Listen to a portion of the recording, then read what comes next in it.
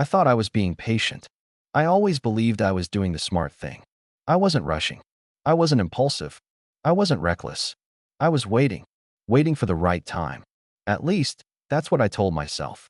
I didn't see waiting as fear. I saw it as maturity, as discipline, as control. Everyone around me praised patience. They said things like, "Good things take time. Don't rush big decisions. Wait until you're ready." So I waited. The first time I delayed something important, it felt reasonable. I had an opportunity. Not perfect, but promising. A new role, more responsibility, more risk. I told myself I wasn't ready yet. Not financially, not mentally, not professionally. I said, maybe next year. That decision didn't feel expensive. It felt careful. I stayed where I was. Same job, same routine, same paycheck. And for a while, everything felt fine, comfortable. Waiting became a habit, not a decision. Every year, something stopped me. One year, it was the market. Another year, it was the economy. Another year, it was personal life. There was always a reason, always a justification. I didn't say no. I said later. I told myself I was being strategic.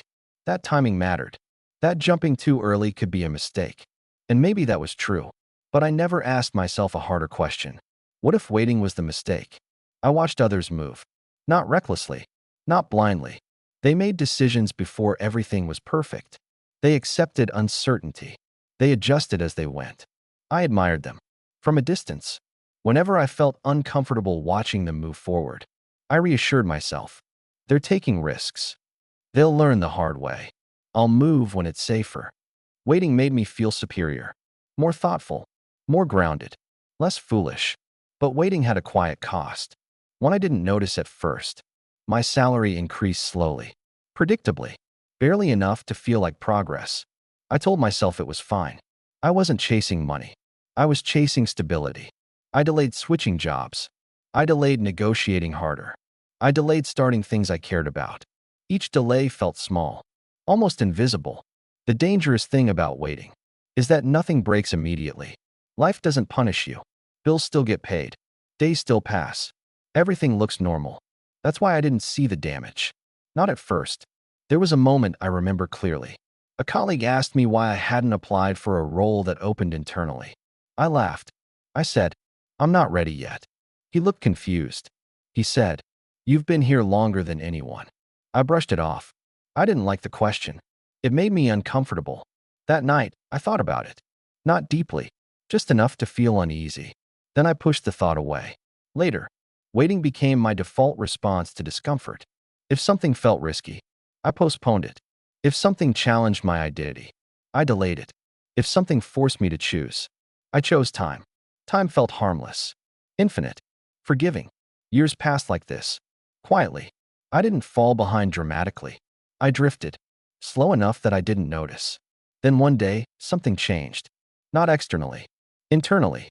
I was reviewing old emails, old offers, old conversations, things I had saved for later.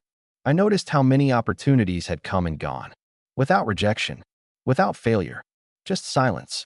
That's when I started calculating, not obsessively, not emotionally, just honestly. I asked myself, what if I had acted sooner? Not perfectly, just sooner. What if I hadn't waited for the perfect moment? What if I had moved when things were unclear? What if I had accepted discomfort as part of growth? The numbers surprised me, not because they were dramatic, because they were cumulative. A slightly higher salary, earlier. A better role, sooner. A business idea started before costs rose. A skill developed before demand exploded. Each delay shaved off a small amount. A few thousand here, a few thousand there. Nothing worth panicking over. At least, that's what I thought.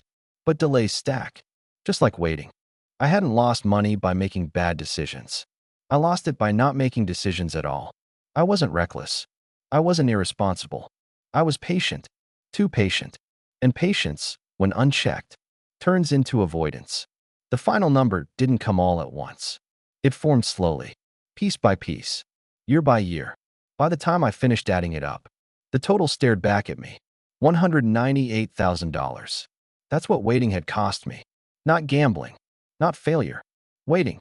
I sat there for a long time. Not angry, just quiet. Because I realized something uncomfortable. I had never actually been waiting for the right time. I had been waiting to feel safe. And that feeling never came. Once I noticed the pattern, I couldn't unsee it. Every delay looked reasonable on its own.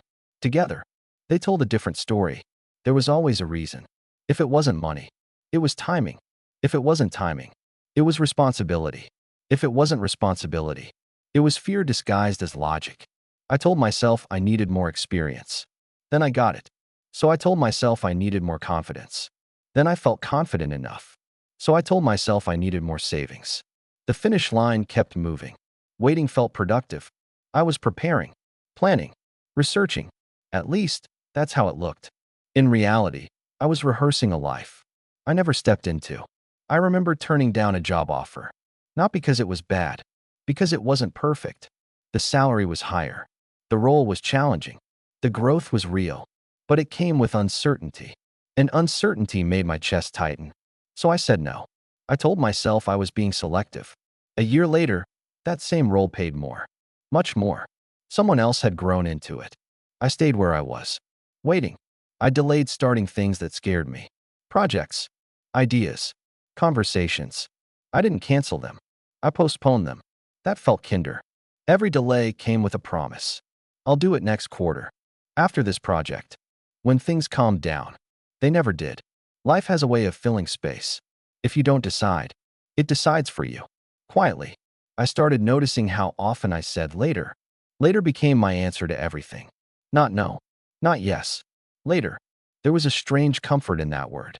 Later meant I didn't have to risk failure. Later meant I didn't have to disappoint anyone. Later meant I didn't have to find out whether I was capable or not. But later also meant nothing changed. I stayed in roles longer than I should have. Not because I loved them, because leaving felt premature. I didn't want to jump too early. I didn't want to regret moving too soon. Ironically, that hesitation became the regret. Every year I stayed, the cost increased. Not dramatically, incrementally. A few thousand lost in salary growth. A few thousand lost in bonuses. A few thousand lost in opportunities. That required momentum I no longer had. Waiting robbed me of leverage. The longer I stayed comfortable, the harder it was to leave. Comfort thickens. It wraps around you. I saw people younger than me move ahead. Not because they were smarter. Because they didn't wait. They learned by doing. I learned by observing. Observation feels safe. It feels responsible. But it doesn't pay. I told myself I was avoiding mistakes. What I was really avoiding was accountability. Because once you act, you own the outcome. Waiting lets you stay innocent. The cost wasn't just financial. It showed up in smaller ways. Missed confidence. Missed identity. Missed momentum. I didn't become worse. I just didn't become more. There was a moment when I realized something painful. The right time wasn't coming. It never had. It was something I expected to feel. A signal. A sense of certainty. A green light. But life doesn't work that way. There is no announcement. No permission. Just choices. Waiting had turned into my default defense against uncertainty. And uncertainty is unavoidable. That's when the question changed. Not, is this the right time? But how much longer am I willing to wait? Because every delay now had a price tag. Even if I pretended not to see it. The number kept growing. Slowly. Relentlessly. I wasn't stuck. I was paused. By choice. And the most uncomfortable truth was this. No one was stopping me. Once I admitted the truth, I did what many people do. I tried to fix everything at once. I told myself I wouldn't wait anymore. No more delays. No more excuses. No more later. I was finally ready. Or so I thought. I started saying yes to things I had postponed for years. Projects. Opportunities. Conversations I had avoided. At first, it felt empowering. Like momentum. Like I was finally moving. But something felt off. The urgency wasn't confidence. It was panic. I wasn't acting from clarity. I was reacting to regret. Trying to outrun time. I accepted opportunities one should have negotiated better. I rushed decisions I should have evaluated more carefully. I moved fast, but not always smart. Waiting too long had made me impatient. I wanted results immediately, to prove to myself that I hadn't wasted all those years. I told myself speed would compensate for delay. It didn't. Some doors had already closed. Not dramatically, quietly. Companies had changed. Markets had shifted. Skills that were once rare had become common. I wasn't late. I was late to the version of the opportunity that paid best. I realized something painful. Waiting doesn't just delay progress. It changes the conditions. The same move, made earlier, would have paid more. The same risk, taken sooner, would have been smaller. Now everything felt heavier. Higher stakes, more pressure, less margin for error. I tried to start something I had dreamed about for years. An idea I had carried quietly. Back when costs were lower, competition was lighter, attention was cheaper. Now, everything was harder. Not impossible, just more expensive. I ran the numbers. Again, this time honestly. Starting later meant higher costs, lower margins, slower growth. The difference wasn't abstract. It was measurable. That delay alone had cost me tens of thousands. Not because the idea was bad, because the timing was. I hadn't failed. I had waited until success became harder. I felt anger, not at anyone else, at myself, for believing time would wait for me. People talk about missed chances, as if they disappear overnight. They don't. They degrade. They lose value. I kept moving forward. But now I saw the landscape clearly. I wasn't behind because I was incapable. I was behind because I had postponed becoming uncomfortable. The total kept growing. Every late move added to it. By the time I finished calculating everything again, the number was undeniable. $198,000. That was the difference between acting earlier and acting when I finally felt ready. It wasn't one mistake. It was years of hesitation. Trying to catch up taught me something crucial. You can move faster later, but you can't recover lost timing. Some advantages only exist at the beginning. Once they're gone, they're gone. I wasn't broken. I wasn't hopeless, but I was changed. I no longer believed in the right time. I believed in trade-offs. And the biggest trade-off I had made was comfort for progress. That realization hurt, but it was honest. After everything I realized, I stopped lying to myself. Not dramatically, not emotionally, quietly. I stopped pretending. That waiting was something happening to me. It wasn't. It was something I was choosing. Every time. That realization was uncomfortable. Because once waiting becomes a choice, you can't blame circumstances anymore. You can't blame timing. You can't blame readiness. You can't blame fear. You can only blame yourself. I noticed how often I still hesitated. Even after understanding the cost. Even after seeing the number. Even after feeling regret. The instinct to wait didn't disappear. It resurfaced automatically. There was a moment when another opportunity appeared. Not life-changing. Not perfect. Just possible. Olmi would have said, "Let me think about it." This time I paused and asked a different question. What am I really waiting for? I didn't have a good answer. Not an honest one. I realized something important. Waiting had become my identity. The careful one. The patient one. The responsible one. Letting go of waiting meant letting go of who I thought I was. That was harder than any decision because it meant risking failure and losing the story I told myself. I understood then why so many people stay stuck. Not because they don't know better, because change threatens their self-image. I didn't suddenly become bold. I didn't jump blindly, but I stopped delaying out of habit. When something felt uncomfortable, I leaned in, not aggressively, intentionally. I started making decisions without waiting for certainty. I accepted that clarity comes after movement, not before. Some decisions worked, some didn't, but none of them felt as expensive as waiting. I felt lighter, not because things were perfect, but because I was finally participating in my own life. Waiting no longer felt neutral. It felt like a cost, a visible one. Every time I hesitated now, I could almost hear the number, $198,000. Not as guilt, as awareness. That awareness changed everything. Not overnight, not magically, but permanently. I stopped asking, "Is this the right time?"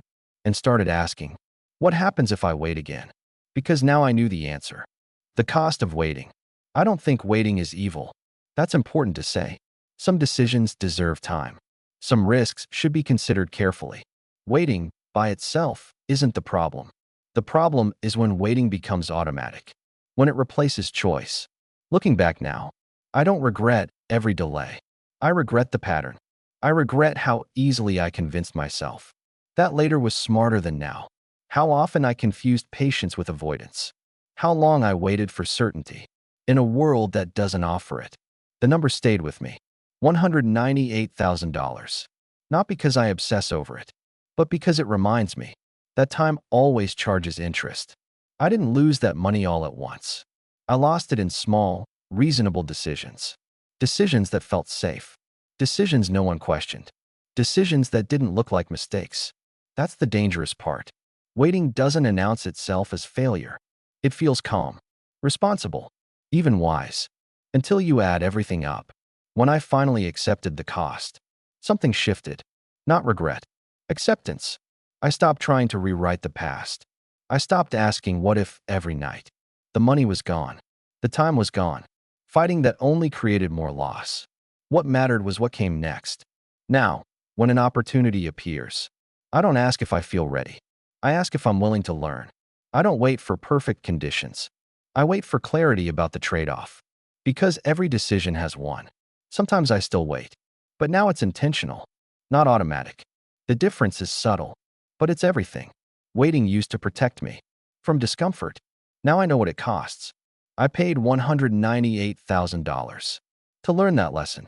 Slowly, quietly, over many years. If you're listening to this and feeling uneasy, that's not fear. That's recognition. Most people don't miss opportunities because they choose wrong.